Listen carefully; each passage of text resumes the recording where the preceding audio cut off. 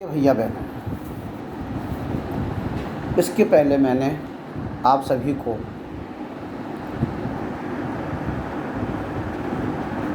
गलता लोहा पाठ की व्याख्या पाठांत के प्रश्नोत्तर समझाए। अब चलो चलते हैं गद्यांशों के आधार पर प्रश्नोत्तर।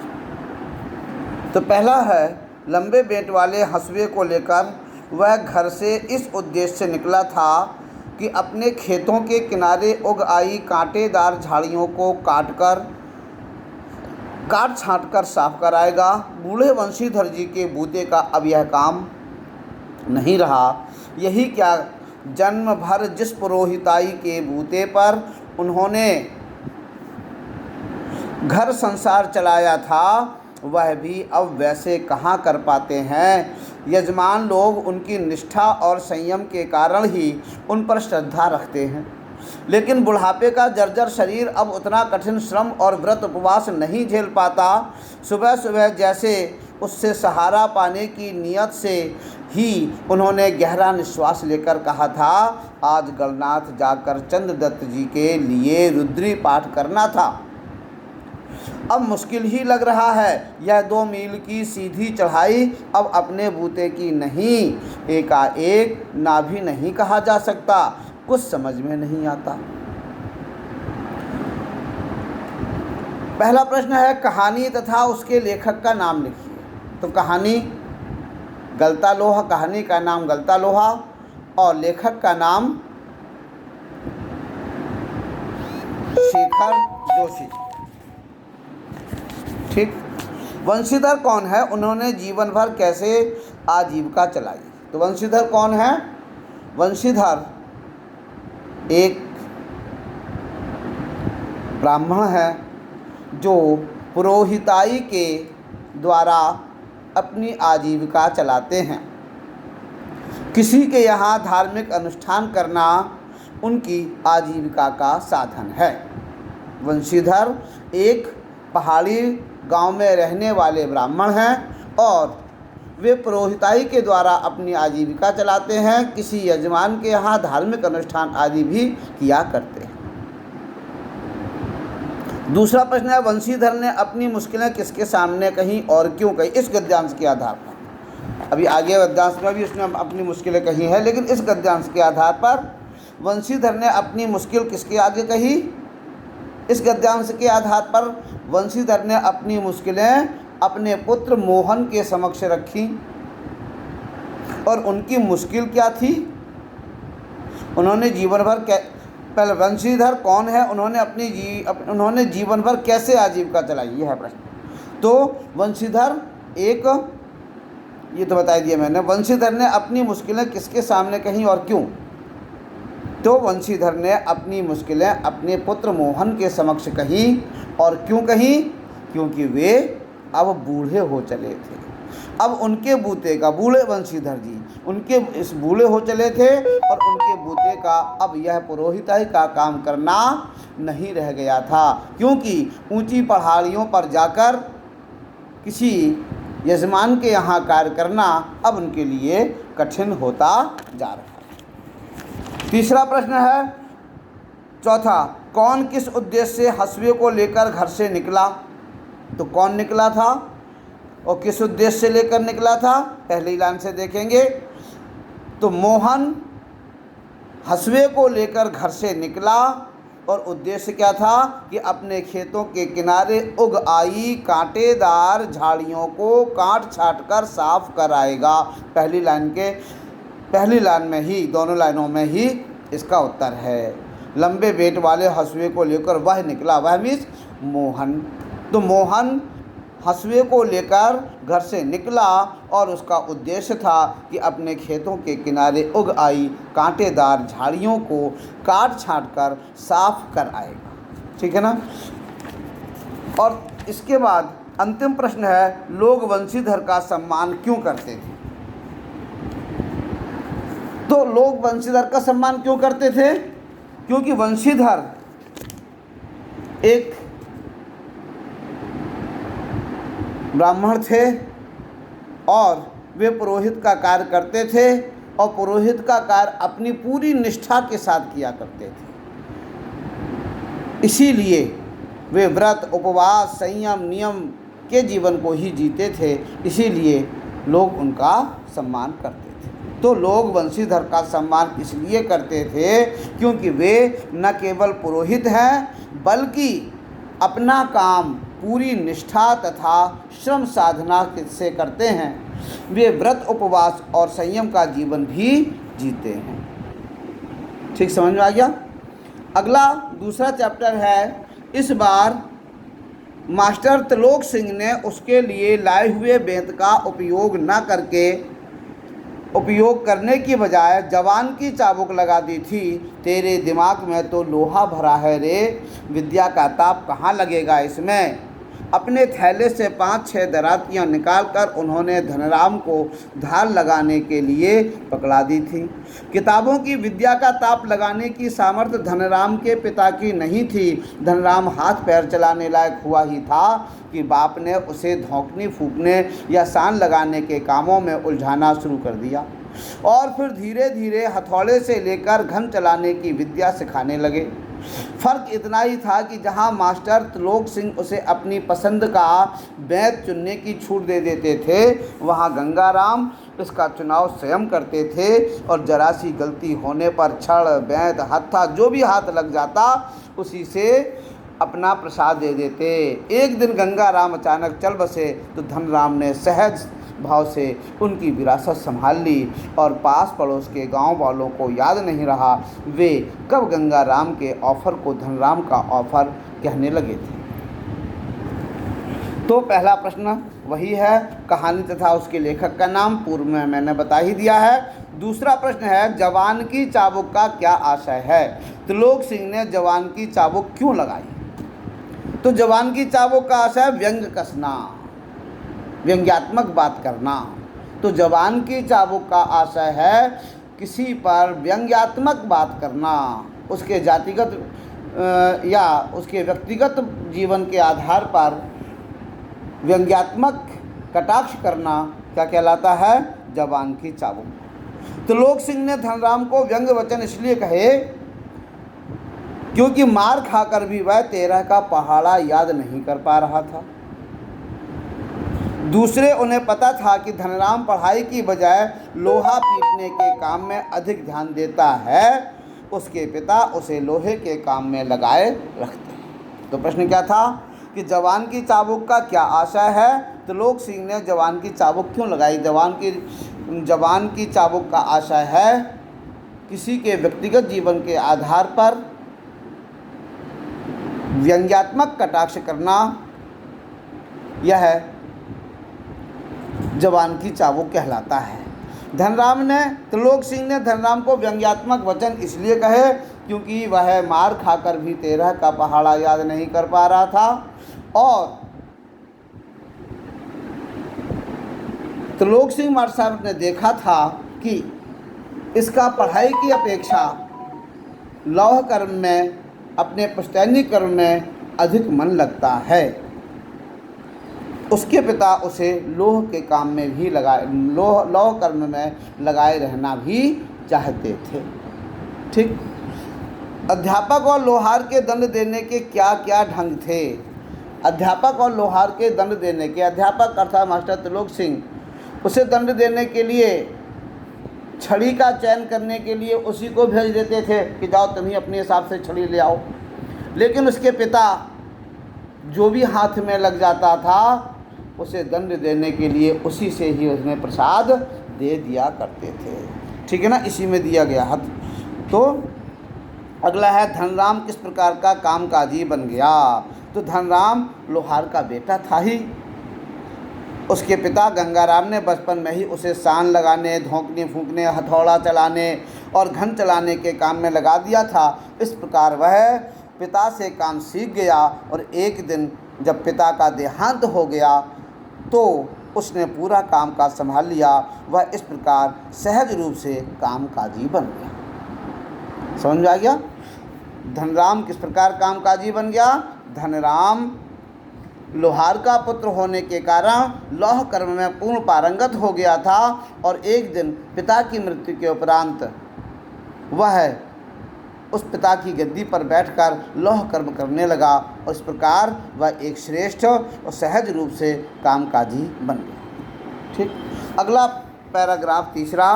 प्राइमरी स्कूल की सीमा लांघते ही मोहन ने छात्रवृत्ति प्राप्त कर त्रिलोक सिंह मास्टर की भविष्यवाणी को किसी हद तक सिद्ध कर दिया तो साधारण हैसियत वाले यजमानों की पुरोहिताई करने वाले वंशीधर तिवारी का हौसला बढ़ गया और वे भी अपने पुत्र को पढ़ा लिखा कर बड़ा आदमी बनाने का स्वप्न देखने लगे। पीढ़ियों से चले आते पैतृक धंधे ने उन्हें निराश कर दिया था। दान दक्षिणा के बूते पर वे किसी तरह परिवार का आधा पेट भर पाते थे। मोहन पढ़ लिखकर वंश का दारिद्र्य मिटा दे, यह उनकी हार्दिक इच्छा थी, लेकिन इच्छा होने भर से ही सब कुछ नहीं हो जाता। आगे की पढ़ाई के लिए जो स्कूल था वह गांव से 4 मील दूर था। 2 मील की चढ़ाई के अलावा बरसात के मौसम में रास्ते में पड़ने वाली नदी की समस्या अलग थी। तो भी वंशीधर ने हिम्मत नहीं हारी और लड़के का नाम स्कूल में लिखवा दिया। बालक मोहन लंबा रास्ता तय कर स्कूल जाता और छुट्टी के बाद थका मांदा घर लौटता तो पिता पुराणों की कथाओं से विद्यावसनी बालकों का उदाहरण देकर उसे उत्साहित करने की कोशिश करते रहते थे। ये तीसरा पैराग्राफ। इसका पहला प्रश्न वही है, कहानी तथा उसके लेखक का नाम लिखिए। कहानी गलता लोहा और लेखक का नाम शेखर जोशी। त्रिलोक सिंह कौन थे? उन्होंने क्या भविष्यवाणी की थी? वह भविष्यवाणी किस प्रकार सही सिद्ध हुई? तो त्रिलोक सिंह कौन थे? त्रिलोक सिंह प्राइमरी स्कूल के एक मास्टर थे और उन्होंने क्या भविष्यवाणी की थी? उन्होंने भविष्यवाणी की थी कि किसी हद तक उनकी भविष्यवाणी थी कि मोहन की प्रतिभा पर मुग्ध होकर यह भविष्यवाणी की थी कि एक दिन मोहन बहुत बड़ा आदमी बनेगा और स्कूल का तथा उसका नाम ऊंचा करेगा। ये उनकी भविष्यवाणी थी। ठीक है ना। वह भविष्यवाणी कुछ सीमा तक सच भी सिद्ध हुई। उसे प्राइमरी स्कूल उत्तीर्ण करने पर छात्रवृत्ति प्राप्त हुई। यह उसकी प्रतिभा का प्रमाण था। अगला प्रश्न है इसका, मोहन की पढ़ाई लिखाई में क्या कठिनाई थी? तीसरा प्रश्न है, वंशीधर तिवारी कौन थे? उन्होंने किस लिए अपने पुत्र को पढ़ाने लिखाने का स्वप्न देखना शुरू किया था? तो वंशीधर तिवारी मोहन के पिता थे। वे व्यवसाय से पुरोहित थे। उन्होंने अपने पुत्र मोहन को पढ़ाने लिखाने का स्वप्न 2 कारणों से देखा था। मोहन प्रतिभाशाली था, उसे प्राइमरी स्कूल के बाद छात्रवृत्ति मिल गई थी।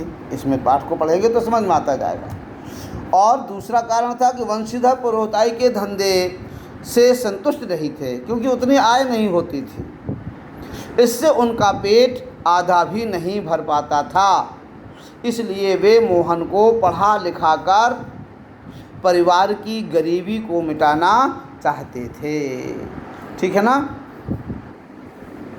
इसमें पैराग्राफ की तीसरी लाइन में देखें 1, 2, 3 और वे अपने पुत्र को पढ़ा लिखाकर बड़ा आदमी बनाने का स्वप्न देखने लगे। पीढ़ियों से चले आते पैतृक धंधे ने उन्हें निराश कर दिया था। दान दक्षिणा के बूते पर वे किसी तरह परिवार का आधा पेट भर पाते थे। तो इन भावों को हम इस तरह लिख लेंगे कि वंशीधर, पहले प्रश्न का आधा भाग पहले है, वंशीधर कौन थे? तो वंशीधर तिवारी एक ब्राह्मण थे, एक पुरोहित थे और वे अपने पुरोहित व्यवसाय से संतुष्ट नहीं थे। अगला भाग है प्रश्न का, उन्होंने किस लिए अपने पुत्र को पढ़ाने लिखाने का स्वप्न देखा था? तो उन्होंने अपने पुत्र को पढ़ाने लिखाने का स्वप्न इसलिए देखा, इसके 2 कारण हैं। पहला कि मोहन प्रतिभाशाली था और उसे प्राइमरी स्कूल पास करते ही छात्रवृत्ति मिल गई थी, तो उनके मन में आशा जागृत हो गई कि अब ये लड़का हमारा आगे पढ़ सकता है। दूसरा, क्योंकि वे अपने पुरोहित कर्म से संतुष्ट नहीं थे, इसलिए वे चाहते थे कि मेरा पुत्र मोहन पढ़ लिख कर बड़ा आदमी बने और घर की दरिद्रता को दूर करे तथा इस पुरोहित कर्म से उनको मुक्ति मिले। अगला प्रश्न है, मोहन की पढ़ाई लिखाई में क्या कठिनाई थी? तो मोहन की पढ़ाई लिखाई में कठिनाई, प्राइमरी शिक्षा प्राप्त करने के बाद मोहन को पढ़ने लिखने के लिए दूर 2 मील दूर गांव में किसी विद्यालय में जाना पड़ता था, जहां बीच में नदी को भी पार करना पड़ता था। इस तरह वह कठिनाई के बाद ही वह पढ़ाई के करने जाते समय थक जाता था, लौटते समय थक जाता था, लेकिन उसके पिता उसे समझाया बुझाया करते रहते थे। ठीक है ना। अगला है प्रश्न, वंशीधर तिवारी अपने पुत्र मोहन को कैसी हिम्मत बंधाते थे और क्यों? वंशीधर तिवारी कैसे हिम्मत बंधाते थे? तो वंशीधर तिवारी अपने पुत्र मोहन को विद्या व्यसनी विद्या में अध्ययनरत बालकों का उदाहरण दिया करते थे। पुराणों में वर्णित विद्या में संलग्न बालकों का उदाहरण देकर उन्हें समझाया करते थे और उन्हें प्रोत्साहित भी किया करते थे। ठीक समझ में आ गया ना। तो इस तरह से ये तीसरा पैराग्राफ पूरा हुआ। अब अगला पैराग्राफ है हमारा चौथा, वंशीधर को जैसे रमेश के रूप में साक्षात भगवान मिल गए हों। उनकी आंखों में पानी छलछलाने लगा। भरे गले से वे केवल इतना ही कह पाए कि बिरादरी का यही सहारा होता है। छुट्टियां शेष होने पर रमेश वापस लौटा तो माँ बाप और अपनी गांव की दुनिया से बिछुड़कर सहमा सा मोहन भी उसके साथ लखनऊ आ पहुंचा। अब मोहन की ज़िंदगी का एक नया अध्याय शुरू हुआ। घर की दोनों महिलाओं, जिन्हें वह चाची और भाभी कहकर पुकारता था, का हाथ बटाने के अलावा धीरे धीरे वह मोहल्ले की भाभी सभी चाचियों और भाभियों के लिए कामकाज में हाथ बटाने का साधन बन गया। पहला प्रश्न वही है, कहानी तथा उसके लेखक का नाम लिखिए। दूसरा, वंशीधर को रमेश में साक्षात भगवान के दर्शन क्यों हुए? क्योंकि वह उनकी आशाओं अर्थात पुत्र को पढ़ाने लिखाने के कार्य में सहयोग करने की बात कर रहा था, इसीलिए वंशीधर को रमेश में भगवान के दर्शन हुए। वंशीधर तिवारी अपने पुत्र मोहन को पढ़ाना लिखाना चाहते थे, परंतु वे स्वयं साधनहीन थे। न तो वे मोहन को गांव से 4 मील दूर स्थित स्कूल में पढ़ने के लिए भेजना चाहते थे और न ही लखनऊ भेज सकते थे। अतः जब उनकी बिरादरी के एक युवक रमेश ने मोहन को पढ़ाई लिखाई के लिए अपने साथ लखनऊ भेजने के लिए कहा, तो उनके मन की मुराद पूरी हो गई। इसीलिए उन्हें रमेश में भगवान के दर्शन हुए। उनकी आंखें रमेश के प्रति कृतज्ञता के कारण छलछला उठी। दूसरा प्रश्न है, तीसरा, बिरादरी का यही सहारा होता है, यह कथन कितना सत्य सिद्ध हुआ? पूरी कहानी पढ़ने से समझ में आता है कि बिरादरी का यही सहारा होता है, यह कथन कितना सिद्ध हुआ। यह कथन मोहन के लिए या मोहन के पिता वंशीधर के लिए बिल्कुल भी सत्य सिद्ध नहीं हुआ। वंशीधर तिवारी ने रमेश से सहायता का वचन पाकर ये शब्द कहे। उन्हें लगा कि उनकी बिरादरी के युवक ने बिरादरी की मर्यादा रखने के लिए मोहन को पढ़ाने लिखाने का जिम्मा लिया है, परंतु यह वचन खोखला सिद्ध हुआ। रमेश ने मोहन को पढ़ाने लिखाने की बजाय उसे घर के कामकाज करवाए। उसने एक प्रकार से उसके साथ नौकरों जैसा व्यवहार किया। पढ़ाई के नाम पर उसे 8वीं तक पढ़ाया तथा छोटा मोटा हुनर सिखाकर चलता कर दिया, तो उसके सपनों पर पानी फिर गया। उनका यह कथन भी बिल्कुल खोखला सिद्ध हो गया। रमेश कौन था? वह मोहन को किस उद्देश्य से लखनऊ ले गया? तो रमेश वंशीधर तिवारी के गांव का रहने वाला एक ब्राह्मण युवक था। वह मोहन को पढ़ाने लिखाने की बात कहकर तो जरूर ले गया, लेकिन वहाँ उसके मन में केवल यही भाव था कि एक अच्छा खासा फ्री में नौकर मिल जाएगा, और इसीलिए वह उसको नौकर ले गया था। मोहन को अपने गांव लखनऊ ले गया था। उसका उद्देश्य पढ़ाना लिखाना तो बिल्कुल था ही नहीं। ठीक है। लखनऊ में मोहन का समय कैसे बीतता? लखनऊ में मोहन का सारा समय केवल रमेश के घर में रहने वाली 2 महिलाओं, चाची और भाभी तथा मोहल्ले की भी चाची और भाभियों के कामकाज में ही व्यतीत हो जाया करता था। ठीक। अगला है 5वां। औसत दफ्तरी बड़े बाबू की हैसियत वाले रमेश के लिए मोहन को अपना भाई बिरादर बतलाना अपने सम्मान के विरुद्ध जान पड़ता था और उसे घरेलू नौकर से अधिक हैसियत वह नहीं देता था। इस बात को मोहन भी समझने लगा था। थोड़ी बहुत हीला हवाली करने के बाद रमेश ने निकट के ही एक साधारण से स्कूल में उसका नाम लिखवा दिया, लेकिन एकदम नए वातावरण और रात दिन के काम के बोझ के कारण गांव का वह मेधावी छात्र शहर के स्कूली जीवन में अपनी कोई पहचान नहीं बना पाया। उसका जीवन एक बंधी बंधाई लीक पर चलता रहा। साल में एक बार गर्मियों की छुट्टी में गांव जाने का मौका तभी मिलता जब रमेश या उसके घर का कोई प्राणी गांव जाने वाला होता, वरना उन छुट्टियों को भी अगले दर्जे की तैयारी के नाम पर उसे शहर में ही गुजार देना पड़ता था। अगले दर्जे की तैयारी तो बहाना भर थी, सवाल रमेश और उसकी गृहस्थी की सुविधा असुविधा का था। मोहन ने परिस्थितियों से समझौता कर लिया था क्योंकि और कोई चारा भी नहीं था। घर वालों को अपनी वास्तविक स्थिति बतलाकर वह दुखी नहीं करना चाहता था। वंशीधर उनके सुनहरे भविष्य को सपने देख रहे थे। प्रश्न, कहानी तथा उसके लेखक का नाम लिखिए, अपने आप करिएगा। रमेश की नज़रों में मोहन की कीमत क्या थी? रमेश की नज़रों में मोहन की कीमत एक नौकर से अधिक और कुछ नहीं थी।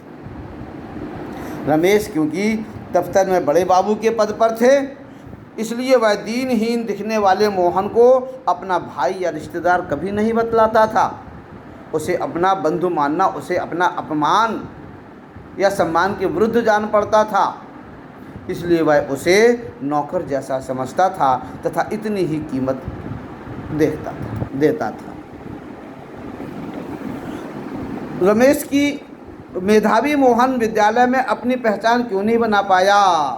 मेधावी मोहन जो अपने गांव का मेधावी छात्र हुआ करता था, वह शहर लखनऊ के इस विद्यालय में अपनी मेधावी पहचान इसलिए नहीं बना पाया। एक तो नया वातावरण, उस पर भी घर के काम, रमेश के घर के काम काज का उसके ऊपर बोझ था, इसलिए वह अपनी प्रतिभा का प्रदर्शन नहीं कर पाया।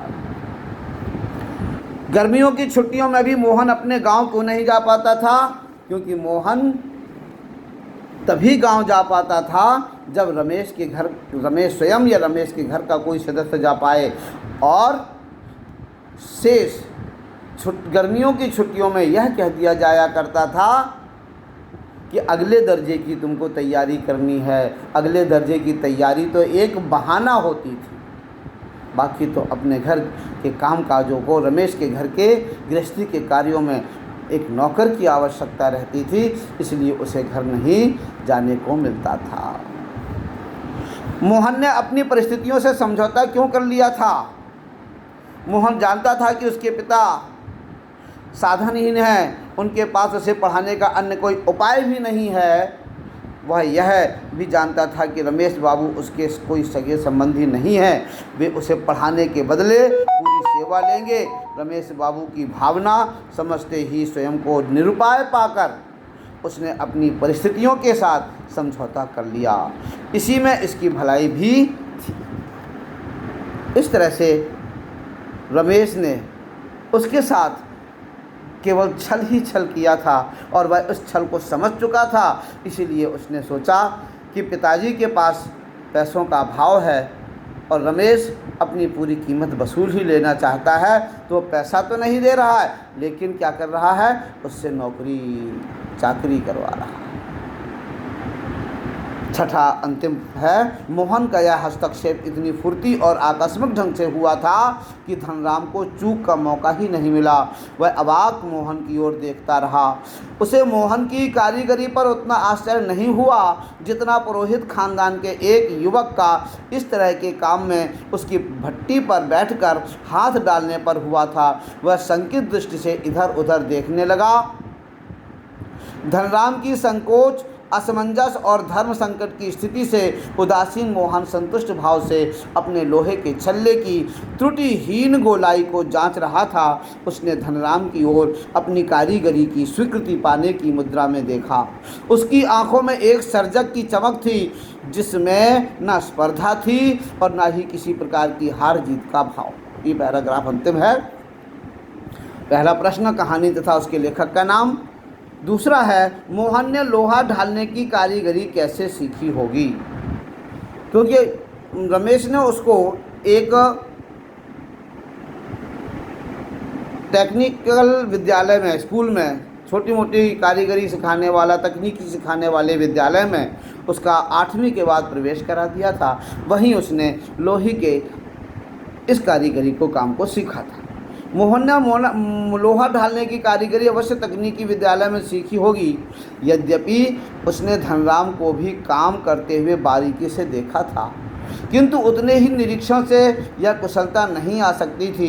लेखक ने स्पष्ट लिखा है कि मोहन ने अभ्यस्त हाथों से धोपनी फूंककर लोहे को दोबारा भट्टी में गर्म करके और फिर निहाई पर रखकर उसे ठोकते पीटते सुघड़ गोले का रूप दे डाला। ये अभ्यस्त हाथ अवश्य ही तकनीकी विद्यालय की देन थी। मैंने बताया था ना कि रमेश ने उसका प्रवेश 8वीं के बाद उसका प्रवेश एक किसी तकनीकी विद्यालय में करा दिया था और ये कहा था कि BA MA करने वाले बहुत से बेरोजगार घूम रहे हैं, तुम्हारे हाथ में कोई तकनीकी विद्या आ जाएगी तो तुम अपने घर की दरिद्रता दूर कर सकते हो। इसी कारण उसे गोल लोहा ढालने की कारीगरी वहीं उसी तकनीकी विद्यालय में उसने सीखी थी। धनराम को किस बात पर आश्चर्य हुआ? धनराम को एक साथ 2 बातों पर आश्चर्य हुआ था। पहला इस बात पर कि मोहन ने बिना यह काम सीखे इतनी कुशलता से गोले को ढाल कैसे लिया, क्योंकि उसे पता ही नहीं था कि ये तकनीकी विद्यालय में पढ़ के आया है। तो उसे आश्चर्य हुआ कि बिना कारीगरी सीखे उसने इतनी कुशलता से गोले को ढाल कैसे लिया। दूसरा इस बात पर आश्चर्य हुआ कि पुरोहित खानदान का लड़का आज हम जैसे निम्न वर्ग के लोगों की भट्टी पर आकर बैठकर हम लोगों का कार्य कर रहा है। ये इसको सबसे ज़्यादा प्रभावित किया, आश्चर्यचकित किया। अगला है, लोहे के गोले को ढालने के बाद मोहन की मनस्थिति कैसी थी? तो लोहे को इच्छानुसार ढालने के बाद मोहन की आंखों में चमक थी, एक सर्जक की चमक थी मोहन के। देखिए इसमें वाक्य में दिया गया ना, उसकी आंखों में एक सर्जक की चमक थी जिसमें न स्पर्धा थी और न ही किसी प्रकार की हार जीत का भाव था। जैसा कि पहले विद्यालय समय में अपनी प्रतिभा प्रदर्शन में भाव रहता था, वह भाव नहीं था, बल्कि अब भाव था उसकी सर्जक की चमक थी, सर्जक की चमक थी और उसके अंदर स्पर्धा का कोई भाव या हार जीत का कोई भाव नहीं था। यह उसकी मनस्थिति थी। धनराम को मोहन द्वारा लोहा ढालने पर आश्चर्य क्यों हुआ? क्योंकि धनराम लोहार जाति से था और मोहन पुरोहित खानदान का था। समाज में लोहार के काम को नीचा माना जाता था और पुरोहिती के काम को सबसे ऊंचा माना जाता था। जब मोहन ने लोहे के छड़ को गोल करने का काम किया तो धनराम को आश्चर्य हुआ कि यह ऊंची जाति का बालक मेरी निम्न जाति का कार्य कर रहा है। इसीलिए उसे, और बिना सीखे वो कहाँ से सीख लिया, कैसे सीख लिया, इन बातों को ये बातें जब मन में उठी तो उसको आश्चर्य हुआ। इस तरह से आपके पाठ के गद्यांशों के आधार पर प्रश्नोत्तर पूर्ण हुए। अब अगले टर्न पर नया पाठ पढ़ाएंगे या जो भी पाठ्यक्रम तय होगा उसी क्रम से आपका अध्यापन कार्य किया जाएगा। हरिओम नमः।